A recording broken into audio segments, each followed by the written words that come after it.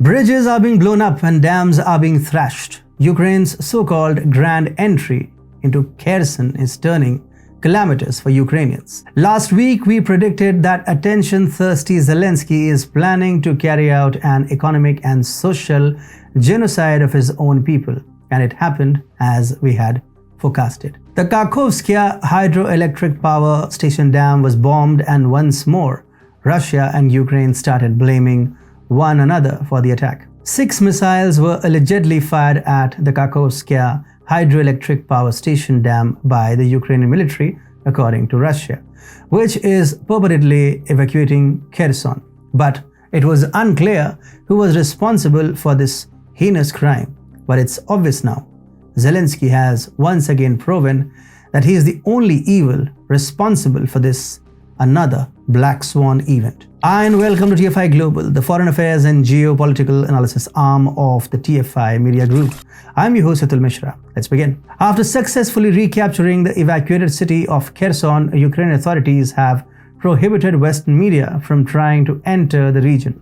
Ukrainska Pravda has reported that Ukraine has barred journalists from the US and the UK from entering Kherson. The Ukrainian military reportedly revoked several foreign and local journalists' permits after they were found to have reported without Ukraine's consent. Employees of CNN and Sky News are among those impacted, a local NGO told the news website Ukrainska Pravda. The Ukrainian military has accused the journalists of ignoring existing prohibitions and warnings and operating in the city, which has fallen under the control of the Kiev forces without authorization from Ukrainian commanders and the military's PR services. The General Staff on a Facebook post stressed recently some media representatives carried out professional activities in the city of Kherson even before the completion of stabilization measures. He furthermore added,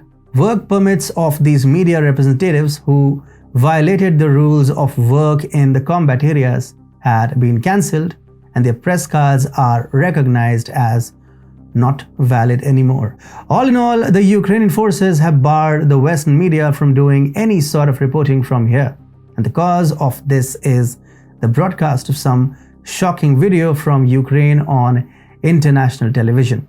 For an example, CNN, by mistake, recorded and broadcasted a fascist salute during a rally with Nazi chants by the Ukrainian military. This might be one of the major causes behind the cancellation of their film crew accreditation in Ukraine. The Western media has occasionally reported the wrongdoings of Ukraine in the war, and the Ukrainian military has often attempted to harass those journalists on Ukrainian soil.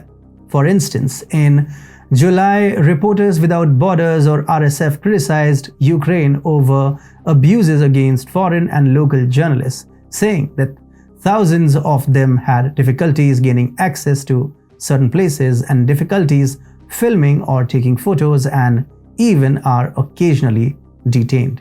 The group cited an unnamed media worker who claimed that the Ukrainian authorities see foreign journalists as influence relays rather than information vehicles. The RSF acknowledged that restrictions linked to national security were legitimate, but insisted that Kiev had been applying them disproportionately.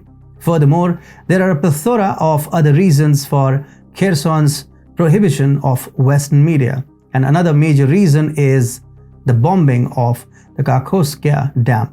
The Kakhovskaya hydroelectric dam in Russia's Kherson region suffered colossal damage during attacks by Ukrainian forces, a local official has said. Russian officials at the dam have also stressed that Ukraine launched numerous strikes on the dam with the use of US-supplied HIMARS multiple rocket launch systems. The credibility of these claims could only be figured out by the media outlets, but the Ukrainian authorities banned them.